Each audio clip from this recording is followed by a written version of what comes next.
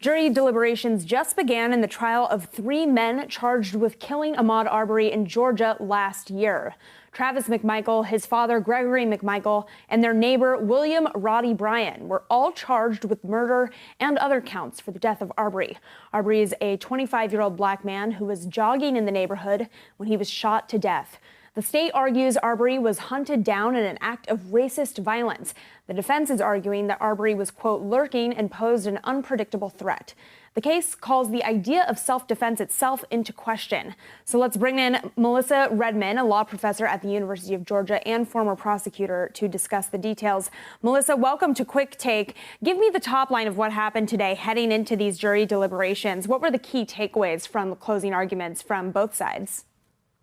Good afternoon, Madison. Thank you so much for having me. This morning, we saw the state give their rebuttal closing arguments. Essentially, the state has the ability or the right to go first and last in closing in criminal cases.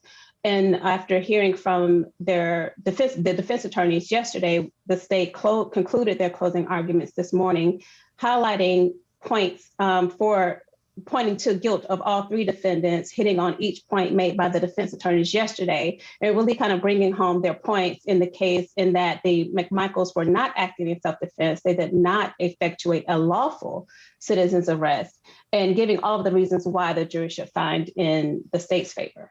Yeah, the kind of topic of citizen's arrest is obviously a huge integral part of this case. Can you walk me through what the definition of that is and remind me sort of how that topic has played into the trial so far? Sure. The prior law in the state of Georgia was that a private person can effectuate an arrest of a citizen for a crime or offense committed in their presence or within their immediate knowledge. That's the first paragraph of that statute. The second paragraph states that if that offense is a felony, then the person has the right to prevent escape of the offender. So what we have in this case is the defense arguing that they had knowledge or a reasonable cause of suspicion, basically probable cause, to believe that Mr. Arbery had committed a felony on a prior occasion and that they were acting to prevent escape of that felony on the day in question. The state's point is on the day in question, the McMichaels had no knowledge whatsoever of Mr. Arbery committing any offense, let alone a felony offense, and that therefore they had no right to try and effectuate a citizen's arrest.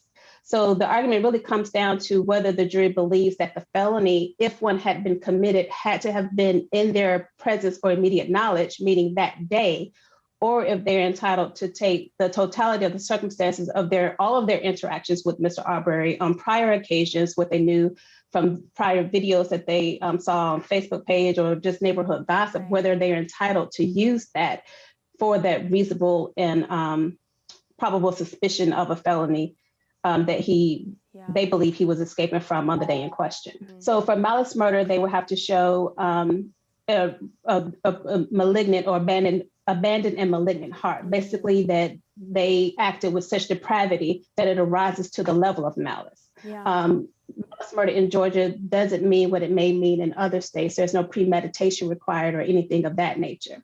And of course, the felony murders mean that during the commission of a felony, someone loses their life. And it was because of the commission of that felony that caused the person to lose their life. In this case, the aggravated assaults being assaulting Mr. Arbery with the trucks for both the McMichaels and Mr. Bryan, and with the weapon as well, Travis McMichael with the shotgun assaulting Mr. Arbery. And those actions caused the series of events that led to Mr. Arbery's death. So I know that you are a former prosecutor, Melissa.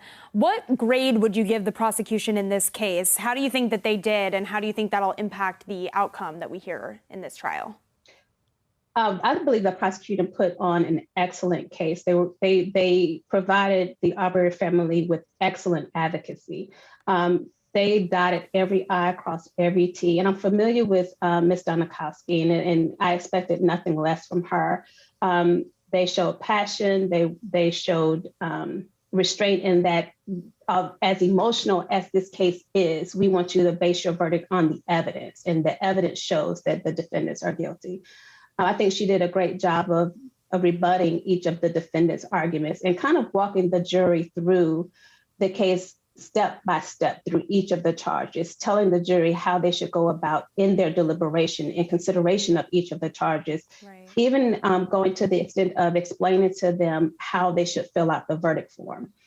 So I believe that as excellent as a representation as the defendants provided their clients, I believe Ms. Donna-Cosby did an amazing job with this case. Yeah, I quickly want to get your thoughts, too, on the defense's arguments, looking yesterday at their closing arguments. Some statements that I'm not going to bother repeating, but Ahmaud's mother ended up exiting the courtroom during these statements. Mm-hmm.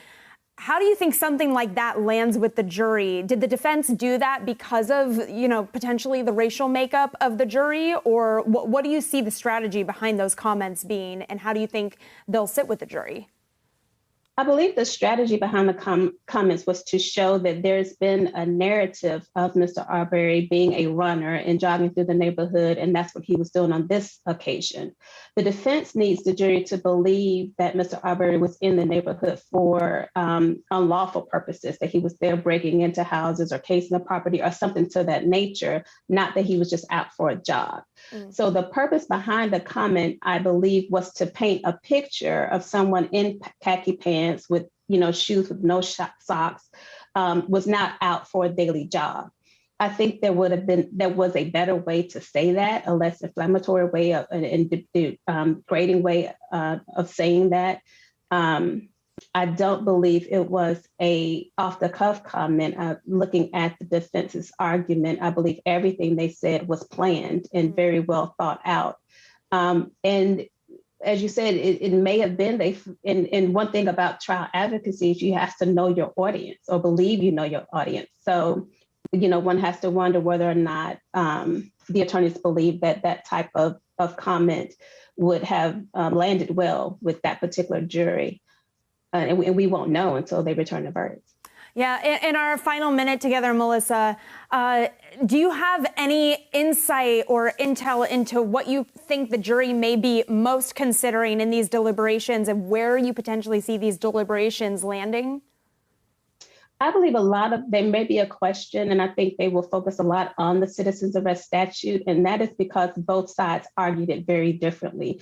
The defense argued that the felony that Mr. Arbery could have been fleeing from did not have to occur, or that the McMichaels didn't have to know he had committed a felony that day. They could have used all of their knowledge and their belief that he had committed a prior offense of burglary that he was fleeing from on the day to effectuate a citizen's arrest. The state argued that the statute means that the felony has to occur either in your presence or immediately prior to that you're attempting to prevent the offender from escaping. Mm-hmm. So it has to be very contemporaneous. And I think the charge doesn't do a great job of clarifying that for the jury. So they're left to kind of have to figure that out themselves. And I think that's probably what they will spend a lot of time debating. Well, we will certainly update our audience with the verdict as it comes in. But Melissa, really appreciate you giving us all of the context on that. Thank you so much.